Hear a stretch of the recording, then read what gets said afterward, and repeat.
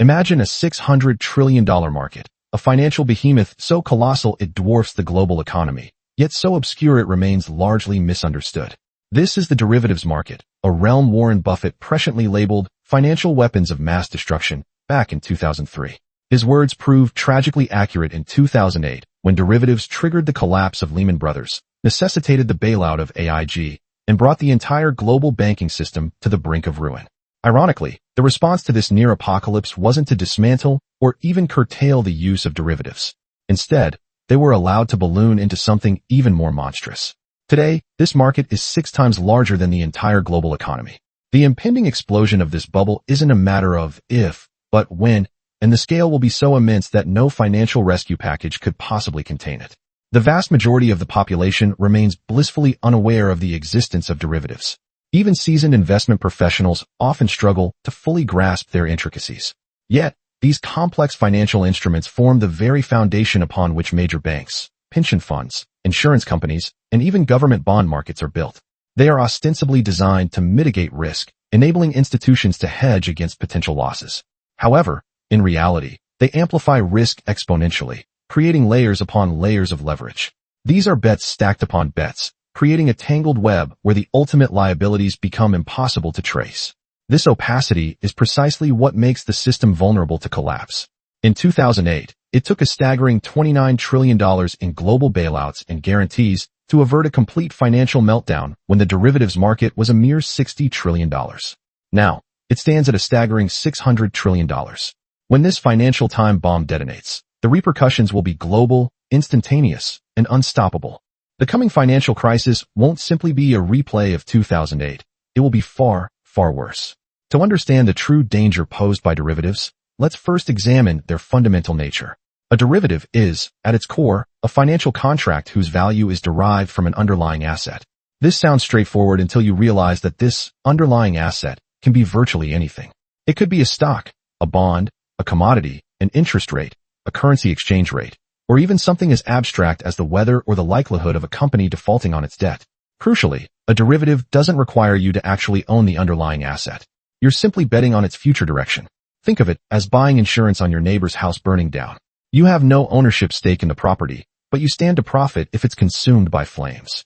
That, in essence, is a derivative. The most common types of derivatives are futures, options, swaps, and forwards. A futures contract allows you to speculate on the future price of commodities like oil, gold, or wheat without ever taking possession of physical barrels or bushels. An option grants you the right, but not the obligation, to buy or sell an asset at a predetermined price. A swap is an agreement to exchange cash flows, often involving the exchange of a fixed interest rate payment for a variable one. Forwards are customized contracts between two parties for the future purchase or sale of an asset at a price agreed upon today. Each of these instruments can serve a legitimate hedging purpose. A farmer might use a futures contract to lock in a guaranteed price for their wheat crop before harvest, protecting against a potential price drop. An airline might use derivatives to hedge against rising oil prices, stabilizing their operating costs. A corporation with debts in multiple currencies might use swaps to manage the risks associated with fluctuating exchange rates. However, the derivatives market isn't primarily used by farmers hedging wheat prices or airlines hedging fuel costs. Instead, it's dominated by major banks making highly leveraged bets on interest rates, credit risk, and currency movements, often with borrowed money. This is where the danger lies. The notional value of a derivative represents the face value of the underlying asset. However, the actual capital at risk is typically far smaller. For example, a bank entering into a $100 million interest rate swap might only be required to post $1 million in collateral. This represents a leverage ratio of 100 to 1. If the market moves just 1% against the bank's position, its entire collateral is wiped out. A 2% adverse move means the bank owes money it doesn't possess. Multiply this scenario across thousands of contracts held by dozens of banks, and you have a system where even a minor market fluctuation can trigger a cascade of failures. The core problem is complexity. Modern derivatives are so convoluted that even the financial engineers who create them struggle to fully predict their behavior under stress. Credit default swaps, CDS, one of the key instruments responsible for the 2008 meltdown, were initially intended to provide insurance against bond defaults. In practice, they became side bets, allowing investors who didn't even own the underlying bonds to gamble on their likelihood of failure. AIG, the insurance giant, recklessly sold hundreds of billions of dollars worth of CDS without setting aside sufficient capital to cover potential payouts if mortgages defaulted. When the housing market collapsed, AIG found itself owing far more money than it had on hand. The U.S. government was forced to inject $180 billion to prevent AIG from collapsing and dragging every major bank down with it. What makes derivatives truly terrifying is the way they create counterparty risk, spreading like a virus through the financial system. If Bank A owes money to Bank B on a derivative contract and Bank A collapses, Bank B is left unpaid. This, in turn, cripples Bank B's ability to pay Bank C, and so on. The failure of a single institution can rapidly propagate through the entire network. This is precisely what happened in 2008 when Lehman Brothers imploded. Lehman held over $35 trillion in derivative contracts at the time of its bankruptcy. Every institution that had traded with Lehman suddenly faced unanticipated losses. Some were unable to absorb these losses and required bailouts. Others survived but ceased trading with any but the most trusted counterparties, effectively freezing credit markets and transforming a financial crisis into a global recession. The lesson of 2008 should have been to ban or severely restrict derivatives, particularly the most dangerous types, such as naked credit default swaps, where investors bet on the defaults of bonds they don't even own. Instead, the Dodd-Frank Act introduced some reporting requirements and shifted certain derivatives to central clearinghouses, but it failed to reduce the overall size of the market. Banks argued that derivatives were essential for managing risk and providing liquidity, and that eliminating them would harm the economy. Regulators either believed them or were too heavily influenced by industry lobbying to take effective action. As a result, the derivatives market didn't shrink after 2008. It ballooned from $60 trillion to over $600 trillion today. To understand why a $600 trillion derivatives market constitutes an existential threat, it's necessary to revisit the events of 2008, when the market was a tenth of the size. The crisis didn't originate with derivatives. It began with subprime mortgages, loans extended to borrowers who couldn't afford them, bundled into mortgage-backed securities, and sold to investors. However, derivatives transformed a localized housing bubble into a global catastrophe. Banks didn't simply hold mortgages. They created complex derivatives based on those mortgages, amplifying both profits during the boom and losses during the bust. Lehman Brothers, the fourth largest investment bank in America at the time of its collapse in September 2008, reported assets of $639 billion against liabilities of $613 billion on its balance sheet, seemingly indicating solvency. However, buried in the footnotes was a far more ominous figure. Lehman had over $35 trillion in notional derivative exposure. These weren't assets Lehman owned, but bets it had placed with counterparties worldwide, primarily interest rate swaps and credit derivatives tied to the mortgage market. When housing prices began to fall in 2007, these derivatives began to lose value, triggering demands from Lehman's counterparties for additional collateral. Lehman was unable to meet these demands. By September 2008, no one was willing to trade with Lehman, as the bank was widely presumed to be insolvent. The failure itself was catastrophic, but the ensuing cascade was even worse. Lehman's bankruptcy triggered defaults on every derivative contract it had entered into. Institutions that believed they were hedged against risk suddenly found themselves exposed. A European bank that had purchased credit protection from Lehman discovered that it was exposed to billions of dollars in mortgage losses without any hedge. A pension fund that had entered into an interest rate swap with Lehman was unable to collect the payments it was owed. This interconnectedness meant that Lehman's failure immediately created losses at hundreds of other institutions. Some of these institutions failed, while others survived but ceased trusting anyone, freezing credit markets. AIG's collapse further illustrated how a single type of derivative, credit default swaps, could destroy a company with $1 trillion in assets. AIG's financial products division had sold approximately $500 billion worth of credit default swaps to banks and investors, essentially insuring them against losses on mortgage-backed securities. AIG collected premiums, assuming the risk was minimal because housing prices had never fallen nationwide. When they did fall, AIG owed tens of billions of dollars it didn't have. The company's credit rating was downgraded, triggering clauses in the derivatives that required AIG to post additional collateral immediately. AIG couldn't raise the cash. The Federal Reserve intervened with an $85 billion emergency loan in September 2008, but this proved insufficient. By March 2009, AIG had received $180 billion in government support, the largest bailout in history. However, the AIG bailout wasn't truly a rescue of AIG. It was a backdoor bailout of every major bank that had purchased credit default swaps from AIG. Goldman Sachs received $12.9 billion. Merrill Lynch received $6.8 billion. and Bank of America, Deutsche Bank, and dozens of others received billions each. The government channeled money through AIG to ensure that these banks didn't suffer losses on the derivatives they had bought. This revealed a fundamental truth about derivatives. When they fail, the losses don't simply vanish. They're transferred to taxpayers through bailouts. The banks that created the risk are rescued because allowing them to fail would trigger the collapse of the entire system. The total cost of saving the financial system in 2008 was staggering.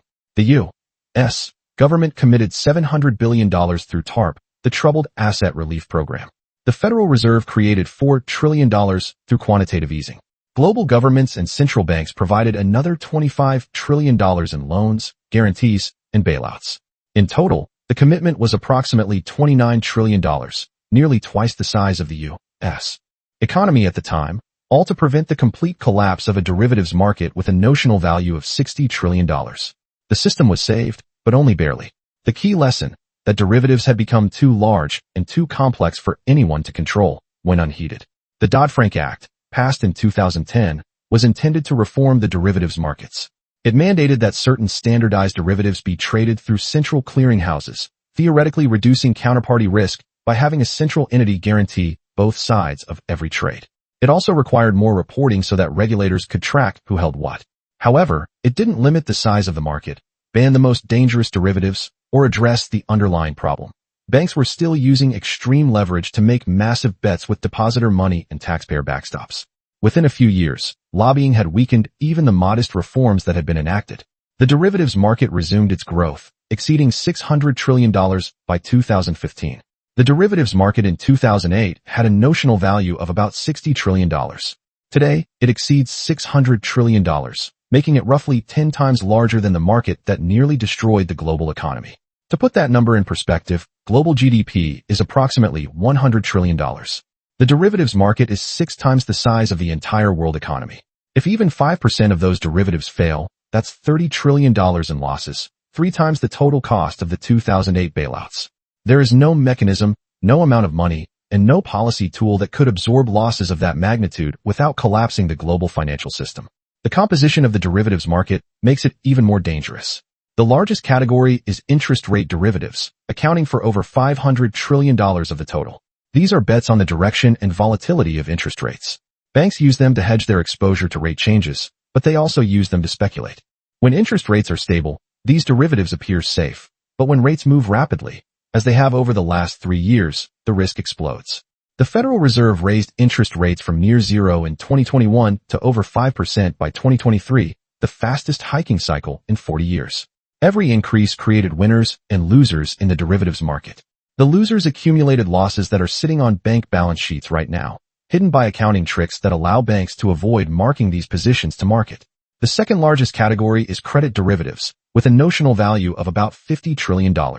These include credit default swaps, the same instruments that brought down AIG. After 2008, regulators promised to clean up this market, but they didn't. Banks and hedge funds still use credit default swaps to bet on corporate and sovereign defaults. The difference now is that corporate debt has exploded since 2018, growing from $2 trillion to over $10 trillion in the U.S. alone. Much of that debt was issued at low interest rates that no longer exist. As companies refinance at higher rates, some will default. When they do, the credit default swaps written on their debt will trigger payouts.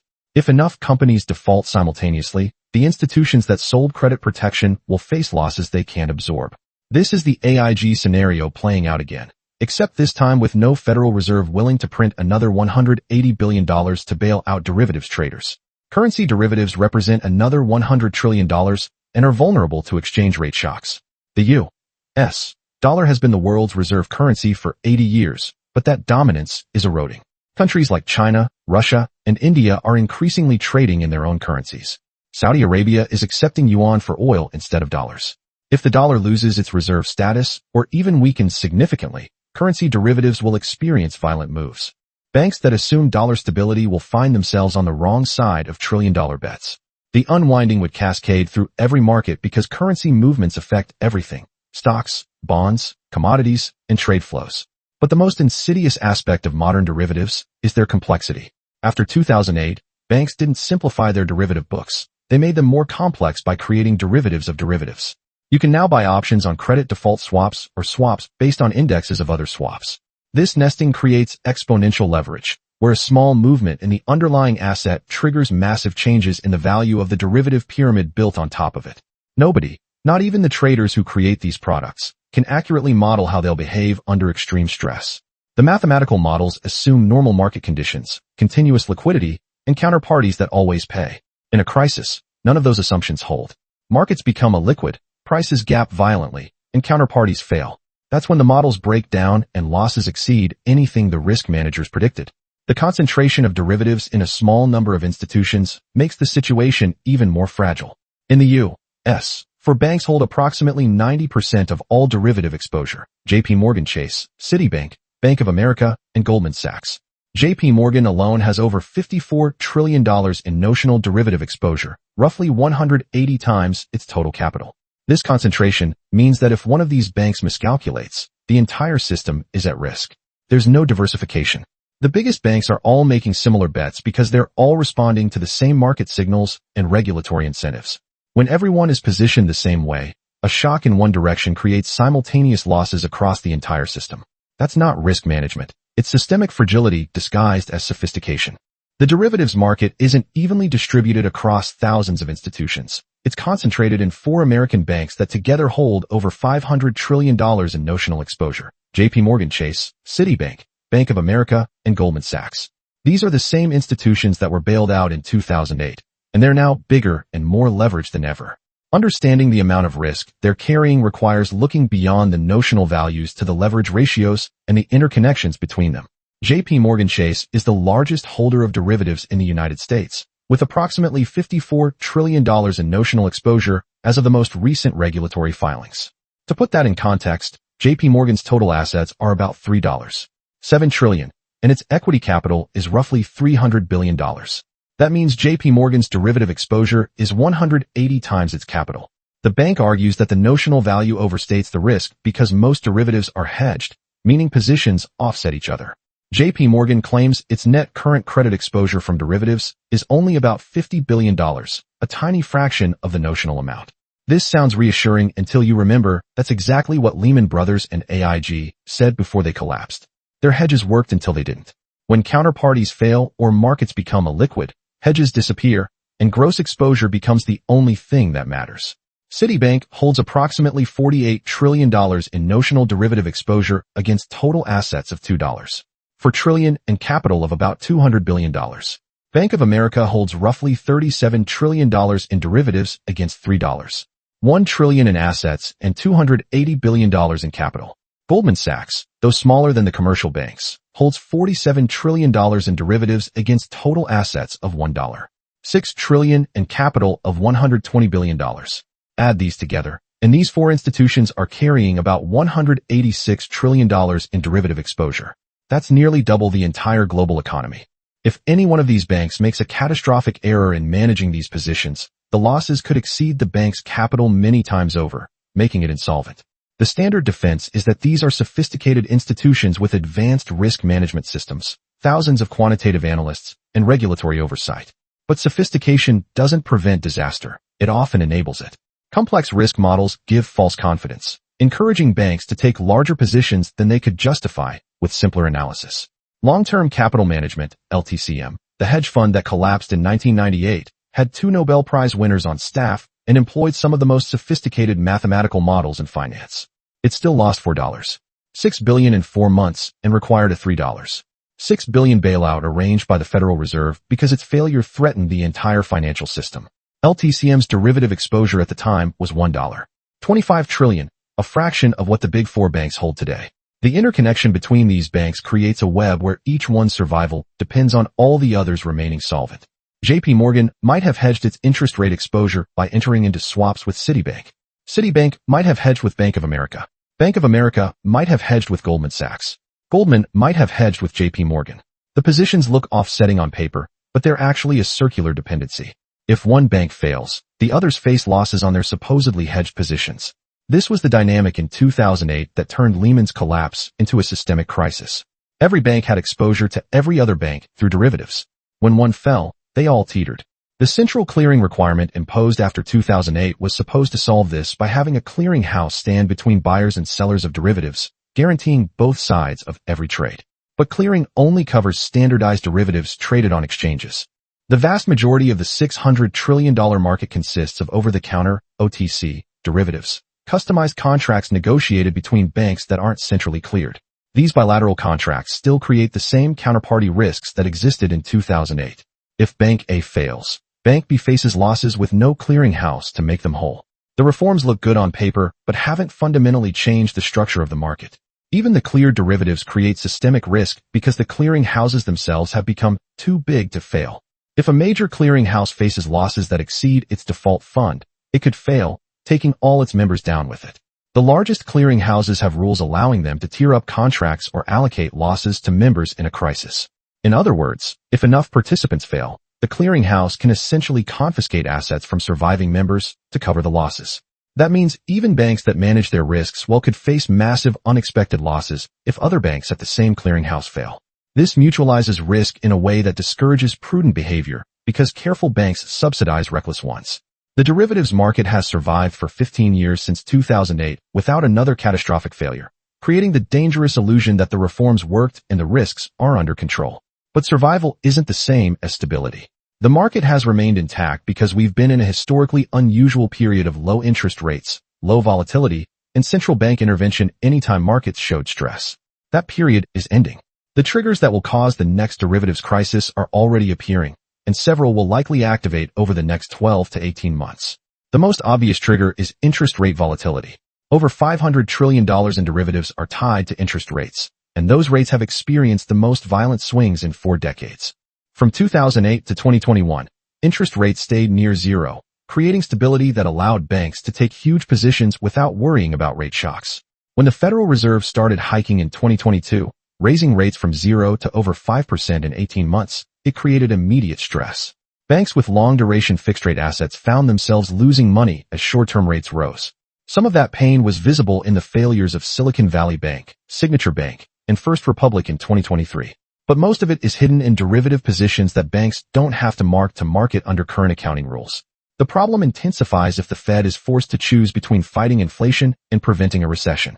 If inflation remains elevated and the Fed keeps rates high or raises them further, more institutions will face losses on interest rate derivatives. If a recession hits and the Fed cuts rates aggressively, different institutions face losses on the opposite side of those bets. Either scenario creates losers with positions large enough to threaten solvency.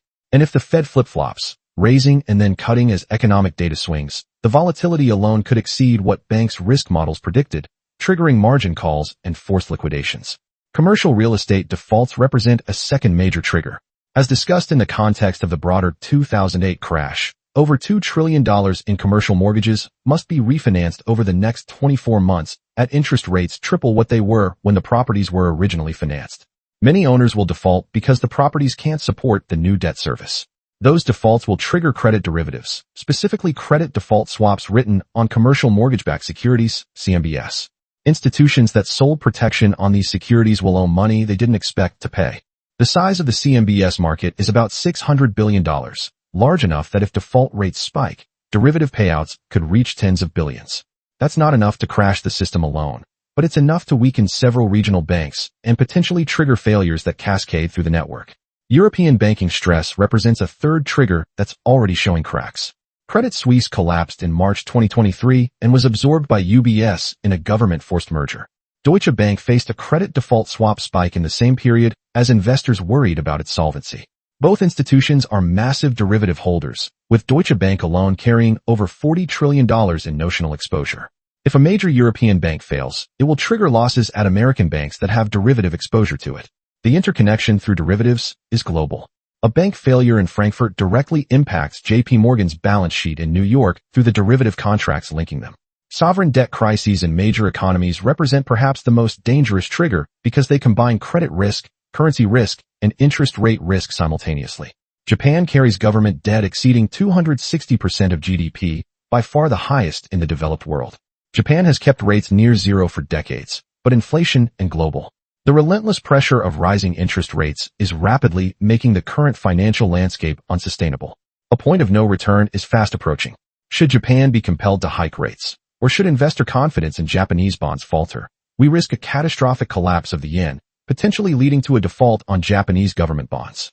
The global exposure to these bonds through the derivatives market is, to put it mildly, immense.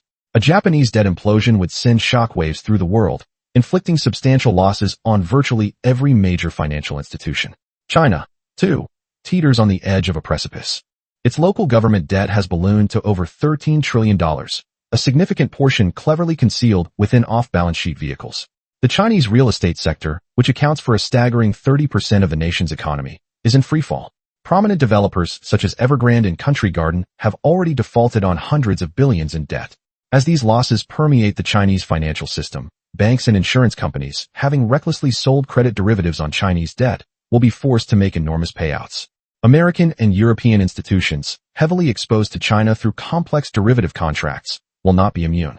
A Chinese financial crisis would have a direct and devastating impact on Western banks, rippling through the global economy with alarming speed. But the final, perhaps most dangerous, trigger lies in the realm of geopolitics. Any major conflict that disrupts global trade, energy supplies, or currency markets could set off a chain reaction of catastrophic consequences. A war between China and Taiwan would effectively shut down semiconductor production, crippling the entire global economy, which is heavily reliant on these vital components. An escalation of the war in Ukraine could trigger energy shocks that bankrupt European industries, pushing them to the brink of collapse. A conflict in the Middle East could send oil prices soaring to $200 per barrel or higher, unleashing runaway inflation that forces central banks into a corner, faced with impossible choices. Each of these potential scenarios poses a significant risk of triggering violent market movements, causing massive losses on derivative positions predicated on the illusion of stability. And because derivatives amplify risk through leverage, even minor fluctuations in underlying markets can translate into colossal losses in derivative portfolios. The most chilling aspect of the $600 trillion derivatives market is the stark realization that when it fails, there simply isn't a bailout package large enough to contain the damage. In 2008, governments and central banks worldwide committed approximately $29 trillion to avert a complete financial meltdown. This sum was roughly equivalent to 40% of global GDP at the time. It required unprecedented coordination among major governments, simultaneous money printing by every major central bank, and the acceptance of measures that would have been unthinkable just years before. It barely worked, and it left a legacy of a decade of economic stagnation, ballooning government debts, and the political upheavals that continue to reverberate today. The derivatives market today stands at a staggering $600 trillion in notional value. If just 10% of that goes sour, that's $60 trillion in losses, more than twice what was required to prevent the 2008 crisis and more than half of the entire global GDP. Governments simply do not have access to $60 trillion. They are already drowning in debt accumulated from COVID-19 spending, previous bailouts, and relentless demographic pressures. The U.S. government's debt now exceeds $36 trillion. European governments are similarly overleveraged. Japan is beyond redemption, with debt reaching a staggering 260% of its GDP. China claims to have lower official debt, but the reality is a vast web of hidden obligations. None of these governments can afford to borrow another $10 or $20 trillion to bail out reckless derivative traders. The bond markets would collapse under the weight of such massive new debt issuance. Central banks could theoretically print the money through quantitative easing, but this would come at a terrible cost. The Federal Reserve's balance sheet expanded from a mere $800 billion before 2008 to a peak of $9 trillion during the COVID-19 pandemic. This unprecedented money printing contributed directly to the devastating inflation spike of 2021 to 2023, the worst in 40 years. If the Fed were to attempt to print another $20 trillion to cover derivatives losses, the resulting inflation would be catastrophic. The dollar would plummet in value. Imported goods would become prohibitively expensive. Real wages would collapse, and social unrest would inevitably follow. At some point, printing money to salvage the financial system destroys the very currency it is meant to protect. And a currency crisis is far more devastating than a financial crisis because it affects everyone, not just investors. The political will for another bailout is also non-existent. In 2008, the public was shocked, but largely compliant. The government convinced them that the banks had to be saved to prevent the entire economy from collapsing. Most people accepted this narrative, even though they resented it deeply. That acceptance has vanished. The last 15 years have demonstrated that bailouts primarily benefited the banks while leaving ordinary people behind. Wages stagnated. Housing became unaffordable. Wealth inequality reached unprecedented levels. The next crisis will erupt at a time when trust in institutions is at an all-time low, Political polarization is at its peak, and populist movements on both the left and right are demanding that the wealthy be held accountable for their failures. If governments attempt to bail out the banks again, they will face resistance that could escalate into ungovernable unrest. The too big to fail doctrine that justified the 2008 bailouts has morphed into too big to save. Banks are now larger, more leveraged, and more interconnected than they were in 2008. Their derivative portfolios are 10 times larger. Their balance sheets are far more complex. Their global reach means that a failure anywhere will propagate everywhere.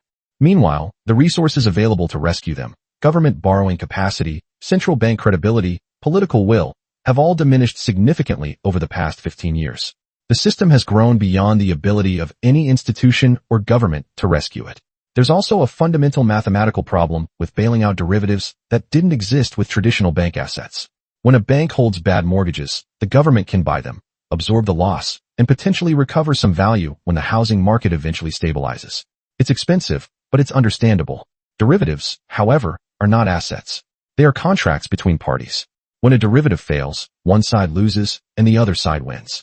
If the government bails out the loser, it's essentially transferring wealth to the winner for no productive purpose whatsoever. There's no underlying asset to eventually recover value from. It's pure speculation, and using taxpayer money to bail out speculators makes no economic or political sense. Furthermore, the opaque nature of the derivatives market makes it virtually impossible to determine who should even be bailed out in the first place. When Lehman Brothers collapsed, it took months to unravel their derivative portfolio and determine who owed what to whom. In a systemic crisis where multiple institutions fail simultaneously, the intricate web of offsetting contracts, bilateral negotiations, and complex netting agreements would take years to sort out. By the time anyone could accurately assess the true extent of the losses, the real economy would have been mired in a depression for years. You simply cannot bail out a system you cannot even comprehend. The only rational policy response would be to allow the losses to fall where they may, permit insolvent institutions to fail, and address the economic consequences directly, rather than attempting to prop up a system that has become fundamentally unsustainable. This would inevitably mean bank failures, pension fund losses, widespread unemployment, and a severe recession or depression lasting for years. It would be catastrophic, without a doubt.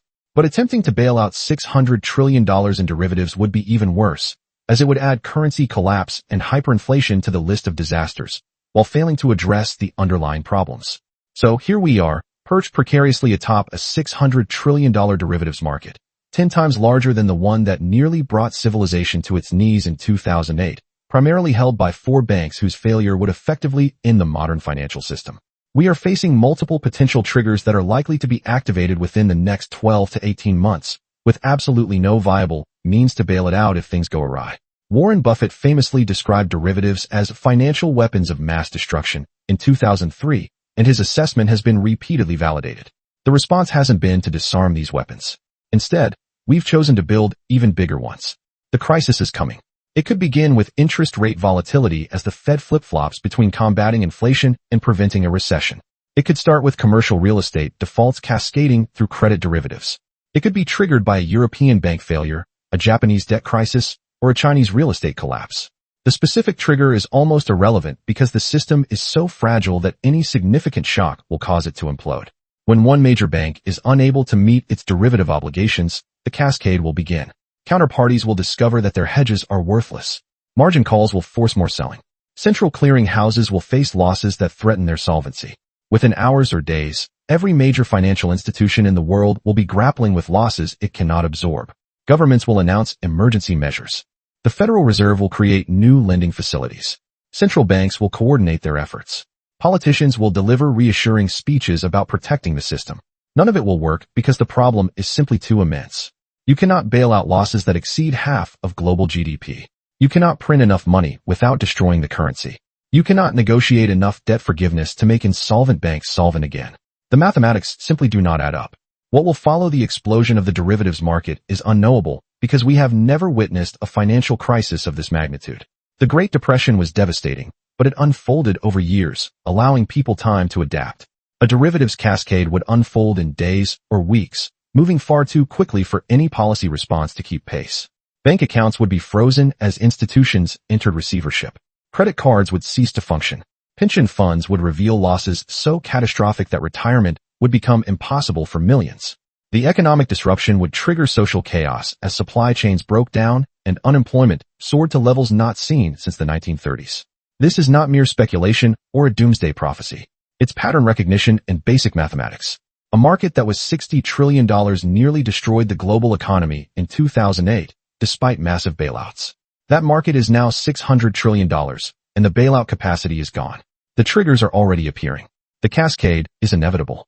The only remaining questions are timing and magnitude. And the answer is likely to be sooner and larger than almost anyone expects.